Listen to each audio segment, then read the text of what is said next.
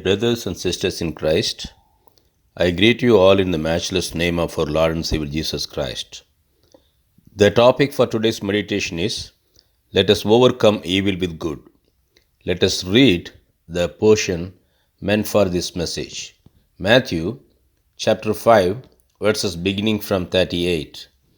You have heard that it was said, eye for eye and tooth for tooth. But I tell you, do not resist an evil person. If anyone slaps you on the right cheek, turn to them the other cheek also. And if anyone wants to sue you and take your shirt, hand over your coat as well. If anyone forces you to go 1 mile, go with them 2 miles. Give to the one who asks you, and do not turn away from the one who wants to borrow from you. You have heard that it was said, love your neighbor and hate your enemy. But I tell you, love your enemies and pray for those who persecute you, that you may be children of your Father in heaven. He causes his sun to rise on the evil and the good, and sends rain on the righteous and the unrighteous. If you love those who love you, what reward will you get? Are not even the tax collectors doing that? And if you greet only your own people, what are you doing more than others? Do not even pagans do that? Be perfect, therefore, as your heavenly Father is perfect. From this portion, we understand we should not resist an evil person.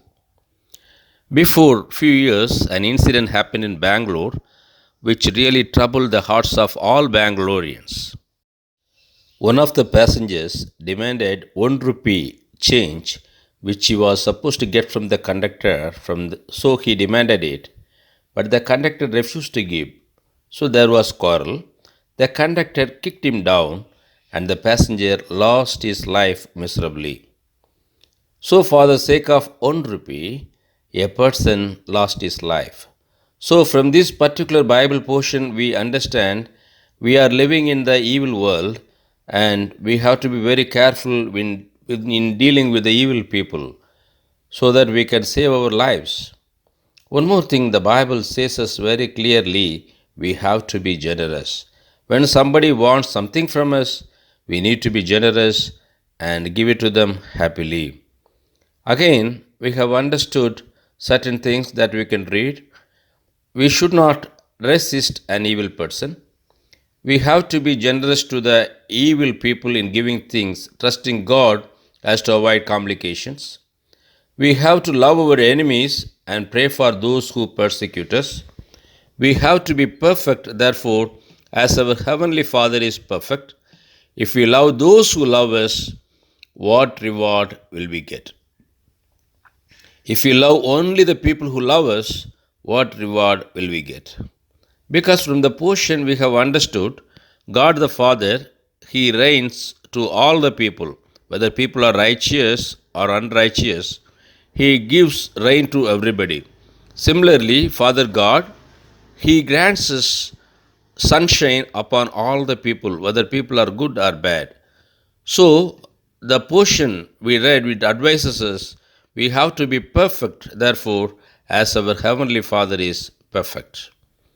So, we have understood very clearly that we have to be generous. So, to understand this, we can read few verses from Proverbs. From Proverbs, we understand we should not take vengeance. Let us read a portion or a verse from Proverbs chapter 24, verse 29. Do not say, I will do to them as they have done to me. I will pay them back for what they did. So here we understand that we should not take vengeance. We should not pay back what we have received. We have to be kind and we have to be good to others. The other advice from Proverbs is, let us wait for the Lord. Proverbs chapter 20, verse 22. Do not say, I will pay you back for this wrong. Wait for the Lord and He will avenge you. So we should not take vengeance on someone. Rather, we have to wait for the Lord because Bible says He will avenge us.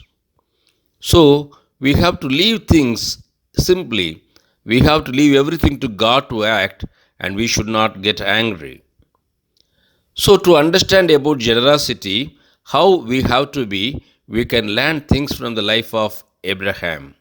We have to be generous like Abraham. Let us read a portion from Genesis chapter 13, verses beginning from 7. And quarreling arose between Abraham's herders and Lot's. The Canaanites and Perizzites were also living in the land at that time. So Abraham said to Lot, let us not have any quarreling between you and me, or between your herders and mine, for we are close relatives. Is it not the whole land before you? Let's part company. If you go to the left, I'll go to the right. If you go to the right, I'll go to the left. Lot looked around and saw that the whole plain of the Jordan towards Zoar was well watered, like the garden of the Lord, like the land of Egypt. This was before the Lord destroyed Sodom and Gomorrah. So Lot chose for himself the whole plain of the Jordan and set out toward the east. The two men parted company. So here we see Lot and Abraham. Both were close relatives but had some misunderstanding. Among their herders, they were fighting. So Abraham was too generous to give an offer to Lot. He said, Lot, you decide. Why we have to be together and fight with each other? There is a good amount of place before us. You can choose any one of them. So Lot looked there and he found out a green pastured land and he chose it and he moved out. Abraham did not choose the first one. He gave the opportunity for the Lord to decide. Here we see the generosity of Abraham. Finally, what did really happen? Abraham did not lose anything. Though Lord chose the rich and a good green soil, Abraham did not bother about it. He did not quarrel about it. Now let us see what way God rewarded Abraham. Let us understand the reward of Abraham from God Almighty. Genesis chapter 13, verses beginning from 14. The Lord said to Abraham, after Lot had parted from him, look around from where you are, to the north and south, to the east and west. All the land that you see, I will give to you and your offspring forever. I will make your offspring like the dust of the earth, so that if anyone could count the dust, then your offspring could be counted. Go, walk through the length and breadth of the land, for I am giving it to you. Here we see Abraham was blessed by God Almighty. Lot was not blessed by God Almighty. Lot chose blessing for himself using his own brain, but Abraham was too generous to give up things. When Abraham gave up things for the sake of Lot, his close relative, God came down, talked to him, and blessed Abraham. Again, the blessing Abraham received was in abundance. It's what we see from the portion we have read. So we have to be generous when we give up things for the sake of peace. When I give up things for the sake of maintaining harmony, definitely God will come to us and bless us as he blessed Abraham. Again, now let us understand the advice of Paul for Christians. We can read Romans chapter 12, verses beginning from 17 to 21. Do not repay anyone evil for evil. Be careful to do what is right in the eyes of everyone. If it is possible, as far as it depends on you, live at peace with everyone. Do not take revenge, my dear brothers, but leave room for God's wrath, for it is written, it is mine to avenge, I will repay, says the Lord. On the contrary, if your enemy is hungry, feed him. If he is thirsty, give him something to drink. In doing this, you will heap burning coals on his head. Do not be overcome by evil, but overcome evil with good. Here we see the advice of Paul is too good for us. He says very clearly that we should not repay anyone evil for evil. We have to be friendly and peaceful with all. Be careful to do what is right in the eyes of everyone. We have to be very careful to do only the right things before others. Again, Paul advises that if possible, we have to be at peace with everyone. He says we should not wreak vengeance on anyone, but we have to leave room for God to act because God says avenging belongs to Him. He will avenge for us. So we have to be happy and leave things to God to decide. Again, when our enemy is hungry, we have to feed them. When he is thirsty, we have to give him drink. Again, the final advice is we should not be overcome by evil, but overcome evil with good.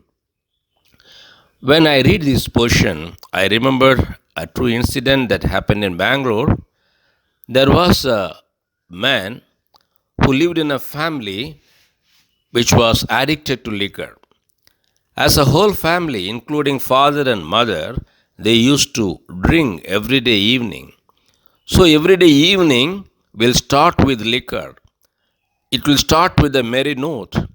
But whenever there was morning, they used to see themselves wounded because after drinking, they used to fight among themselves and hurt each other.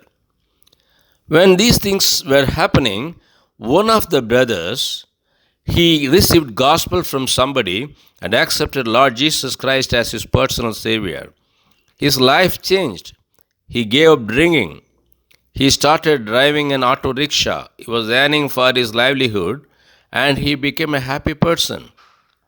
When his brothers and sisters and parents noticed the change, they were not too happy because the brother started reading the word of God and he was praying. So his brothers started troubling him. They beat him up. They abused him verbally. This was happening for many days. But the brother who received Lord Jesus Christ, he was too patient. He did not return back. He did not pay back what he received from his brothers, but he was praying for them. But God intervened with his brothers. His brothers got afflicted with sickness. They all fell sick. But the brother who received Lord Jesus Christ, he was kind enough to pray for them. After they fell sick, they realized that God was working against them. So all of them came to the brother who received Lord Jesus Christ and spoke to him so kindly. They tendered apology for what they did. They said, "Sorry, we won't trouble you anymore. You can follow Lord Jesus Christ," they said. Then the believer brother, he prayed for his brothers and sisters. Lord Jesus Christ healed them all. Afterwards, they were watching the life of this brother and they too started believing in Lord Jesus Christ. In due course, all of them became Christians. This is what we read from Romans. When we lead a good Christian life according to the advice of Paul and according to the advice of Lord Jesus Christ, definitely we will be able to win many souls for Lord Jesus Christ. So, we have to overcome the evil with good. Now, let us understand what we have to do to get away from these kind of problems. Bible says, don't resist evil, but the evil one. We have to resist the evil one. Evil one means Satan. We can read James chapter 4 verse 7. Submit yourselves then to God. Resist the devil and he will flee from you. Again, 1 Peter chapter 5 verses 8 and 9. Be alert and of sober mind. Your enemy the devil prowls around you like a roaring lion, looking for someone to devour. Resist him, standing firm in the faith, because you know that the family of believers throughout the world is undergoing the same kind of sufferings. So, from these two verses, we understand we have to resist the devil. From the earlier portions, we understood we should not resist evil, but here we understand we have to resist the devil. This has been commanded to us. How we have to resist the devil? The first necessary point is we have to submit ourselves to God Almighty. We have to obey God Almighty. When we don't obey God Almighty, we won't be able to resist the devil. When we obey God and resist the devil, he will run away from us. Again, Bible advises us we have to be sober minded because the enemy, the Satan, is prowling around us to devour us. So we have to resist him. We have to stand firm in faith. When we do that, definitely Satan will run away from us. Most of the time we think the trouble and the problem is only for us, but that is not true because the Bible says the family of believers throughout the world is undergoing the same kind of sufferings. So these problems are everywhere. So, what we have understood today, what we have to do, our resolution should be let us not resist an evil person. Let us be generous to our brethren or enemies like Abraham. Let us love our enemies and pray for those who persecute us. Let us be perfect, therefore, as our Heavenly Father is perfect. Let us not take vengeance on anyone. Let us wait for the Lord to act in favor of us. Let us obey God and resist Satan with faith in Lord Jesus Christ. When we do all that, we will overcome the evil and the evil one, and God will bless us all. Let us pray. Our gracious, loving Heavenly Father, we thank the Lord for you spoken to us. Help us to follow your instructions and be successful in our lives. We give thee all glory and honor. In Jesus' precious name we pray. Amen. Dear brothers and sisters, we thank you for watching this video. Hope you were benefited by this message. If you want to know more about the message, you can call me by the number shown in the screen, or you can write to me by the email address given in the screen. Thank you. May God bless us all.